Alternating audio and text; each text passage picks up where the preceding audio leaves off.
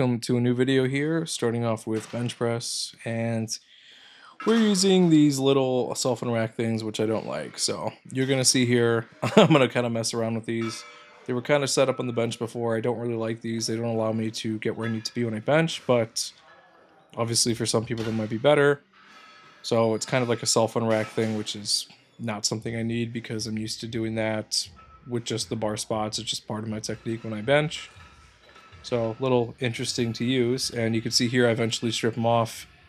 I was just having some misalignment stuff, so I went back to the regular, typical J hooks here, and that's my standard.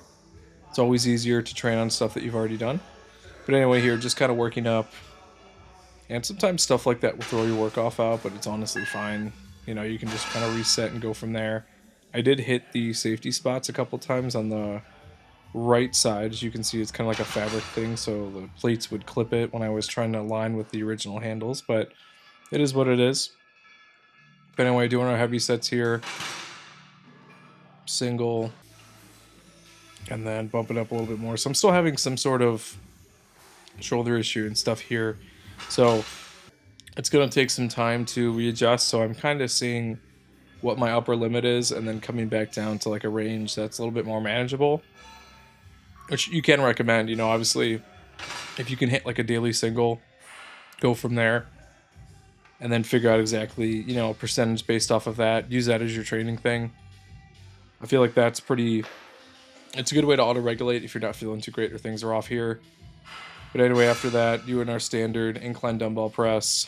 And with this cold weather, man, these metal dumbbells are starting to feel pretty cold, so it's, a little interesting. But cold metal, I swear, is heavier than any other, whether it's polyurethane dumbbells or something. Just feeling that cold steel really makes it, interesting. It feels denser. I mean, obviously, things contract when they're cold, but it just felt so much harder than it normally is. So basically, just kind of working around it. And sometimes things will be off in the workout. Just do what you can. So that's kind of what I did here, is I just reevaluated and moved down in weight, kind of went. And it is what it is. Training's not always going to be ideal. Some days are going to be better than others, some days worse. So just got to go from there. Moving on to OHP here. And this has been moving a lot better since I started doing my thumbless grip. Anytime I put my thumb over the bar, I feel like a sticking point, honestly, when I press. So now that I'm back to my thumbless grip, it used to be a concern because before the injury, I used to press so fast I'd sometimes pull like a trap. I think a lot of people who overhead press have experienced this before. It's very strange. But now that I've kind of been building back up and getting there, it feels a little bit more comfortable. Kind of changed my form and stuff around just based off of like how I'm built or whatever. So kind of resolve that issue there. We're gonna go slow, overload it, and then eventually see if we can surpass where we used to be. Moving on to the lower body portion here. And you know the drill. We're always squatting. We're always doing the one movement I dislike the most. And my goal for the next few months is to try to see where I can get with it. I haven't really PR'd my squat in a long time, mainly because, I don't know, not like a fear thing, but it just never felt right. I like to overload and, try for PRs when things are going in the right direction. Once you get injured the first time, there's always that thought in the back of your head about pushing stuff, so you really have to figure out, to what extent you want to be able to handle all that. So if things feel good, I've got no problem kind of going forward and doing what I need to do. It's just sometimes, whether it's being sick or any other issue like that, you want to just make sure things are going in the right direction. And when you feel good, the weight moves better and you perform better. It's just a better spot to be in when trying to attempt a new PR or something like that. So for me, I think that's going to kind of be the philosophy going forward. I'm also trying to reevaluate depth and stuff on squats because I feel like I was overshooting my squats and just going too deep and then losing tightness and connection. So that's going to be my goal here, is to try to figure all that out and slowly but surely start, making it a normal part of my training. So again, with squats, to me at least, it's just finding my groove when things are moving well, when can open my hips up, my abductor isn't really bothering me, then I'm good to go from there. So that's the game plan here. And with this bar, you can kind of manipulate certain stuff.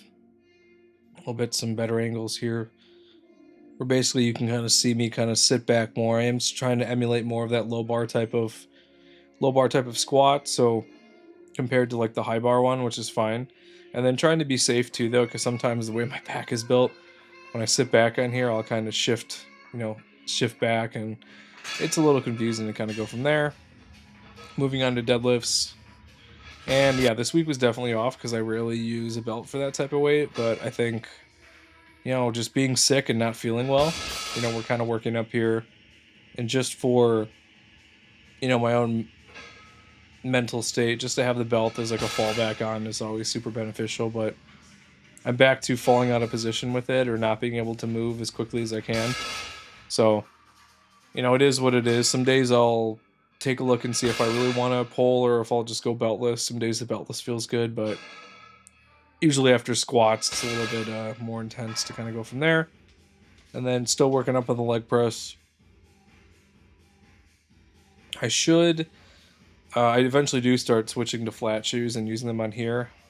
Not sure why I put these back on. I thought maybe a little bit extra range of motion, but like not really. So it's fine there, but we're just going to keep working and adding weights to where I can, overloading things and kind of figuring all this stuff out here. Your typical leg curl. So again, these movements are pretty basic movements, but the whole goal is to move weight, add reps, and kind of go from there. Again, this isn't like rocket science or anything. It's mainly just seeing what the body can handle and going from there. So it is what it is. That's the workout there. Like, comment, subscribe. I'll see you in the next one.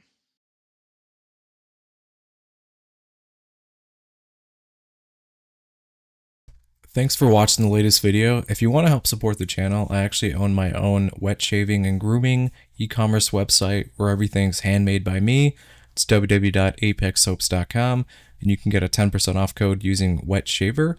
We've got some cool scents here. We've got some Coca-Cola scents, a horchata scent, traditional barbershop, just some really cool stuff. And you can purchase samples or you can buy the whole set.